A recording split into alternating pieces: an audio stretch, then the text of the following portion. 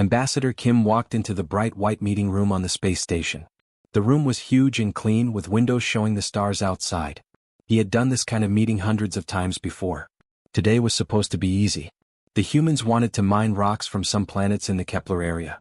The aliens who controlled those planets wanted to make a deal. Kim sat down at the long metal table. Across from him sat 5 very different aliens. There was a tall bug-like creature with 4 arms and big black eyes. Next to it sat something that looked like a walking crystal, glowing with soft blue light.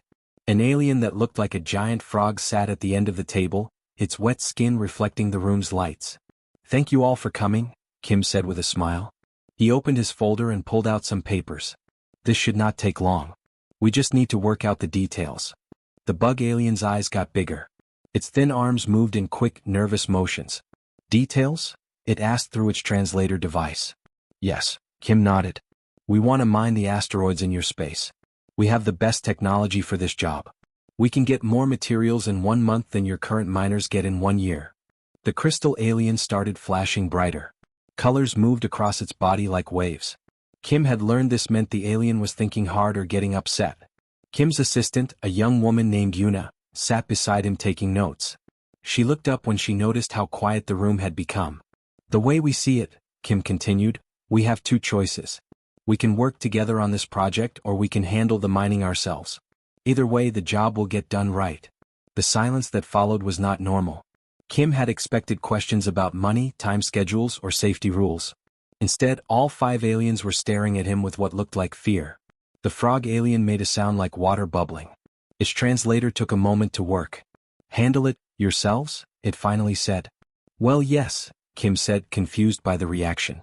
"If we cannot make a deal today, we will just set up our own mining operation. We already have the ships and equipment ready to go." The bug alien's 4 arms started shaking. It turned to whisper something to the crystal alien in a language the translators could not understand. The crystal alien's glow turned from blue to angry red. "Is this a threat?" the bug alien asked, its voice high and scared. Kim blinked. "A threat? No, this is a business meeting. We are talking about mining permits."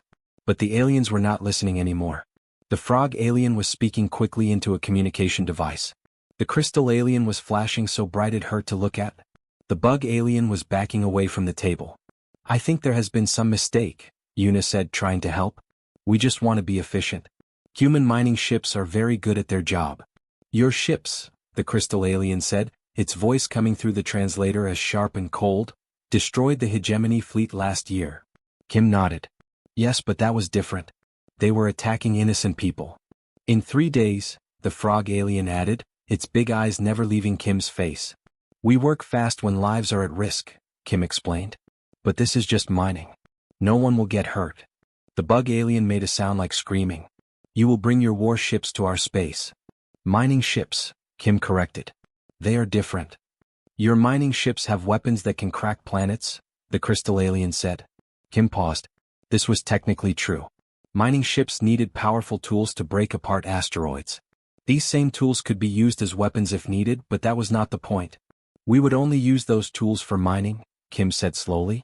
"And if we try to stop you?" the frog alien asked. Kim was getting more confused by the minute. "Why would you want to stop efficient mining operations?" The room went quiet again.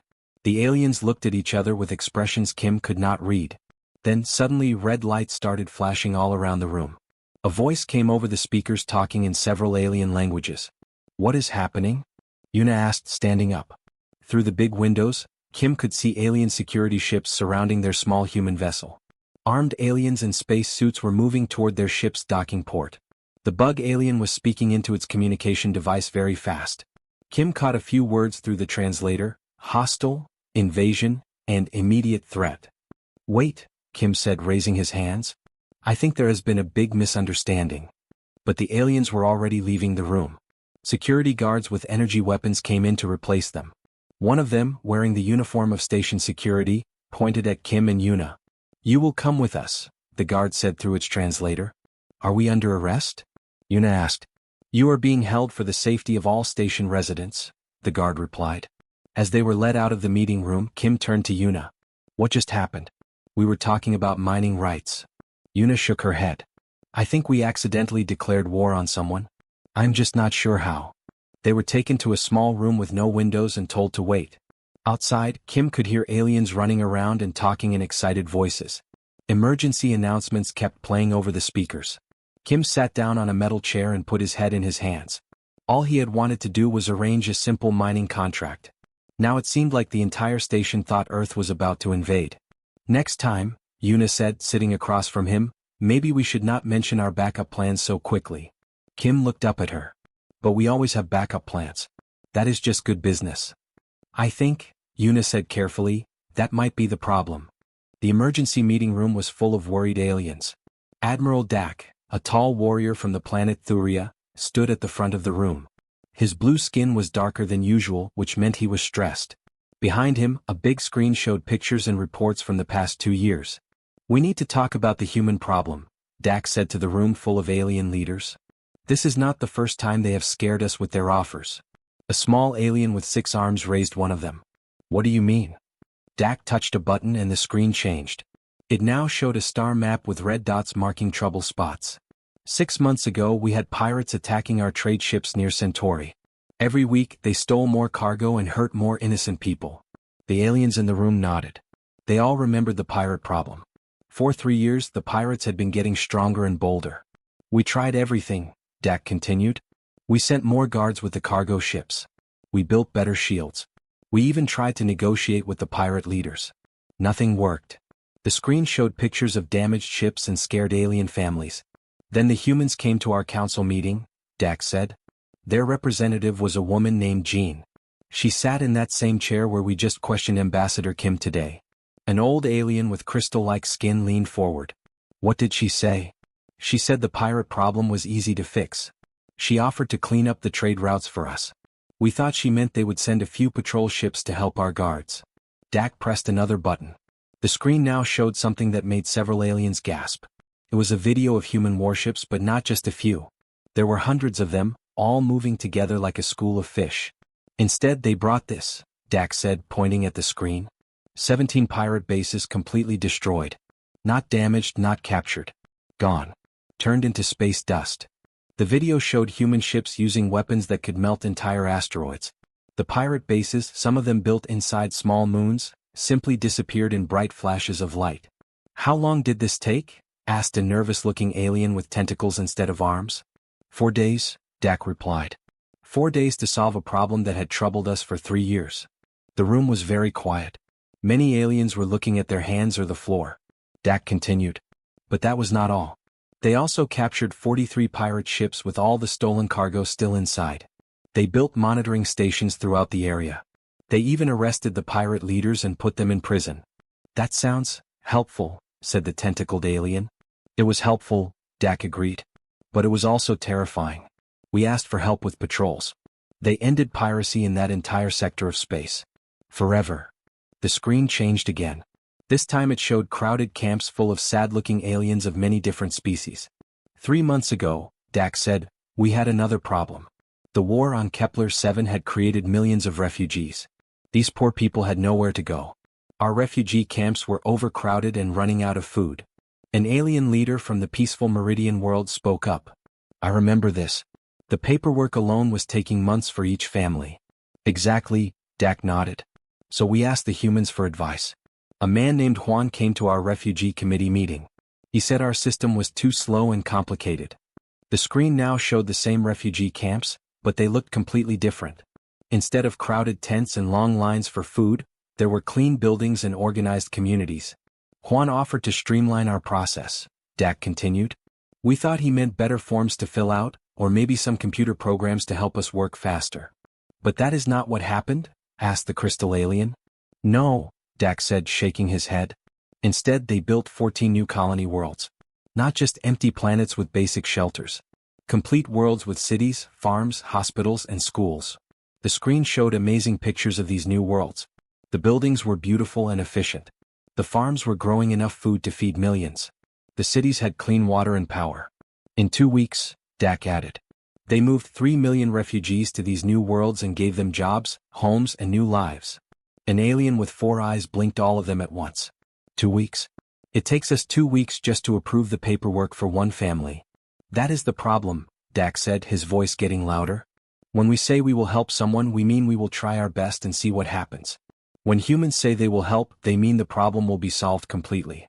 The screen changed to show charts and numbers. The alien leaders could see the costs of these human solutions. The numbers were enormous. They spent more money on refugee resettlement in 2 weeks than our entire alliance spends in 5 years, Dak explained. They used more construction ships than most planets own in total. A small alien with big ears raised her hand. Where do they get all these ships and resources? That is what scares us, Dak replied. They always seem to have exactly what they need, exactly when they need it. As if they keep entire fleets and armies ready for any problem. The room was silent again. The aliens were all thinking about what this meant. So when Ambassador Kim said they could handle the mining themselves, said the crystal alien slowly, he was not making a threat. No, Dak agreed. He was stating a fact. If we do not make a deal with them, they will simply solve the mining problem their own way. Which means? Asked the four-eyed alien. Dak looked around the room at all the worried faces. Which means they will probably build the most efficient mining operation in galactic history, whether we like it or not. Director Lee sat in her office on the planet Nexus Prime, surrounded by floating screens showing data from across the galaxy. Her species, the Analytic Collective, had special brains that were very good at finding patterns and complex information. Right now, she was looking at the most puzzling pattern she had ever seen. The emergency meeting had been going on for 6 hours. Representatives from 47 different alien species filled the huge chamber, all connected by video calls from their home worlds. They were all asking the same question: what do humans really want? I have studied every human interaction with our alliance for the past 5 years, Lee announced to the assembly. Her bioluminescent patches glowed brighter as she spoke, showing that she was confident in her findings. We have been thinking about this problem completely wrong. A delegate from the Zephyr system, the same species as the bug alien from the mining meeting, waved its thin arms. Please explain, Director Lee. We keep calling these situations diplomatic problems, Lee said. But humans do not do diplomacy the way we understand it. They do something completely different. The floating screens around Lee changed to show charts and graphs. Each one compared how different species handled various situations. When the Meridian Collective has a trade dispute, Lee continued, they spend months talking to all sides, finding compromises that make everyone a little bit happy. When the Thurian warriors have a territory problem, they challenge each other to ritual combat until everyone agrees on boundaries. Many aliens nodded. This was how civilized beings solve problems. But look at what humans do, Lee said, pointing to a different chart. They do not seek compromise. They do not fight for dominance. They calculate what the perfect solution would look like, then they make it happen. An alien that looked like a walking tree raised one of its branch arms. That sounds reasonable. What is wrong with perfect solutions? Lee's patches flashed red, which meant she was about to say something important. Because their perfect solutions require them to take complete control of every situation. The chamber became very quiet. Lee could hear the soft humming of the translation devices as they worked to convert her words into dozens of different languages. Let me show you, Lee said. The screens changed to show the pirate problem from 6 months ago. We saw pirates as a law enforcement issue. We tried to catch them, punish them, and prevent future crimes. This is normal thinking. The screen showed alien police ships chasing pirate vessels through asteroid fields. It looked like an exciting space battle but not very effective. Humans saw the same situation as a logistics problem, Lee continued. They calculated that pirates exist because piracy is profitable and safe. So they made piracy unprofitable and extremely dangerous. The screen now showed human ships systematically destroying not just pirate vessels, but every base, supply station, and hiding place the pirates had ever used. They did not just catch the criminals, Lee explained. They eliminated the entire criminal industry from that region of space. A delegate from the Peaceful Harmony world spoke up. But surely that required massive planning and resources? That is the pattern, Lee said, her patches glowing even brighter. Humans always seem to have exactly the right amount of ships, weapons, construction equipment, and personnel for any problem. As if they constantly prepare for every possible situation. The screens showed more examples. When the humans helped with the refugee crisis, they had not just sent aid packages. They had arrived with complete terraforming fleets, ready to build entire worlds from scratch. How is this possible? Asked an alien from the Resource Management Guild. Our intelligence reports say Earth only has a few hundred major ships. Our intelligence reports are wrong, Lee replied simply. Or rather, they only count the ships humans use for normal activities. We have no idea how many ships they keep ready for emergencies. A worried murmur went through the assembly. Every species kept some ships in reserve, but humans seem to keep entire civilizations in reserve. There is more, Lee continued. Look at how they communicate about problems. The screen showed a recording of Ambassador Kim from the mining meeting. His calm, friendly voice filled the chamber. We can work together on this, or we can handle it ourselves. To us, this sounds like a choice, Lee explained. But if you understand the pattern, it is not a choice at all. It is a statement of mathematical certainty. The alien delegates looked confused. Lee tried to explain it differently.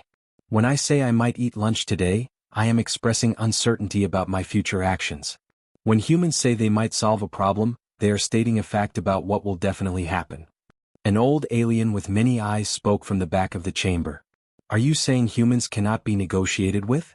No, Lee replied. I am saying humans do not negotiate the way we do. We negotiate between different people who want different things. Humans calculate what needs to happen, then they negotiate about whether we want to help them do it or not. The screens showed a comparison chart. On one side, it showed normal alien diplomacy as a complex web of competing interests and compromises. On the other side, it showed human diplomacy as a simple tree diagram leading to one optimal outcome. They do not see obstacles, Lee said. They see puzzles. Piracy is a security puzzle. Refugees are a logistics puzzle. Mining rights are an efficiency puzzle. And they are very, very good at solving puzzles. The chamber was completely silent now. Every alien was thinking about the implications of what Lee had just told them. Finally, an ancient alien from the Preservation League, the oldest species in the Alliance, spoke in a trembling voice. Director Lee, what happens when we become the puzzle they need to solve? Lee's bioluminescent patches dimmed to almost nothing. When she answered, her voice was barely above a whisper. I do not know. But I think we are about to find out. The alarm bells were ringing across the entire Galactic Trade Alliance headquarters. Emergency lights flashed red in every corridor as alien officials ran between meeting rooms. The crisis everyone had feared was finally happening. The hegemony of Scales had launched a massive attack on 3 peaceful worlds in the Outer Rim. These planets had no strong armies to defend themselves. They were home to farmers, artists, and families who had never hurt anyone. Now millions of innocent people were trapped under the boots of the galaxy's most brutal military force. Admiral Dax stood in the main command center, watching the terrible reports come in from the 3 attacked worlds. The screens showed hegemony warships bombing cities and landing troops to take control of spaceports and government buildings. How many ships do they have? Asked Director Lee, who had rushed to the command center when the attack started. Our scouts count over 800 warships, Dak replied, his blue skin turning dark with worry. Plus transport ships carrying millions of soldiers. The hegemony of Scales was not just attacking these worlds. They were planning to keep them forever. Their species believed that weaker beings existed only to serve stronger ones. Any alien who could not fight back deserved to be enslaved. We need to call an emergency session of the full council, said an alien diplomat with crystal skin. All member species must vote on our response. That will take weeks, Dak protested. These people do not have weeks. But the diplomatic alien was already making calls to dozens of different worlds. This was how the Alliance always handled big problems. Everyone had to discuss it, form committees, and vote on every decision. While the aliens talked, the hegemony kept attacking. By the 2nd day they controlled all 3 worlds completely. By the 4th day they were building permanent bases and bringing in more troops. The Alliance committees met every day. They talked about economic sanctions and diplomatic protests. Some suggested sending a small peacekeeping force, but that would require another vote, which would take more time. On the 7th day of the crisis, something unexpected happened. Ambassador Kim and his assistant Yuna walked into the emergency session without being invited. They had been released from detention after the Alliance realized the mining incident was just a misunderstanding. The huge meeting room fell silent when Kim walked to the speaker's podium. Representatives from 47 species stopped their discussions and stared at him. We can fix this for you, Kim said simply. The silence stretched for several seconds. Then everyone started talking at once. Aliens were arguing in dozens of languages while their translators tried to keep up with all the noise. What exactly do you mean by fix? Admiral Dak asked, his voice cutting through the chaos. Kim looked around the room calmly. The hegemony stops being a military threat. The 3 worlds get their freedom back. The innocent people get protection and help for their damaged property. Anyone who was hurt gets medical care. War criminals get arrested and put on trial. Rebuilding starts immediately. A delegate from the Zephyr system waved its thin arms nervously. And if we say no to your help? Kim shrugged. Then we fix it anyway, but we will not coordinate with you first. Your choice. Before any alien could respond, new alarms started ringing. The command center's main screen switched to show something that made everyone gasp. Human ships were appearing all throughout the war zone. Not just a few ships, but hundreds of them. They seemed to come from nowhere, dropping out of hyperspace jumps near every hegemony position. Where did they all come from? Whispered Director Lee. Yuna smiled from beside the podium. We keep backup fleets ready for emergencies. This counted as an emergency. The aliens watched in amazement as human forces began their attack. But it was not like any military operation they had ever seen. The humans were not just fighting the hegemony ships. They were doing dozens of things at the same time. While human warships fought hegemony vessels in space, other human ships were landing on the 3 attacked worlds. But these were not just troop transports. Some were mobile hospitals that immediately began treating wounded civilians. Others were construction ships that started repairing damaged buildings even while the fighting continued. How are they doing all this so fast? Asked Admiral Dak. On the screens they could see human forces had somehow already identified every hegemony base, every supply depot, every command center. They were not discovering these targets during the battle. They had known exactly where everything was before the fighting even started. We did our homework, Kim explained. We have been watching the hegemony for years, waiting for them to do something like this. The battle did not last long. Within 6 hours, half the hegemony fleet was destroyed or surrendering. Within 12 hours, human forces had control of all 3 worlds. Within 18 hours, the remaining hegemony ships were running away as fast as they could. But the humans did not stop there. As the last enemy ships fled, human construction fleets moved in to begin massive rebuilding projects. They did not wait for permission or approval. They just started fixing everything the hegemony had broken. The hegemony conquered 3 worlds in 2 weeks, Yuna said, reading from a report on her tablet. We freed them in 18 hours. The alien delegates sat in stunned silence, watching the screens show human ships efficiently dismantling every trace of the hegemony occupation. Director Lee was the first to speak. How? She asked quietly.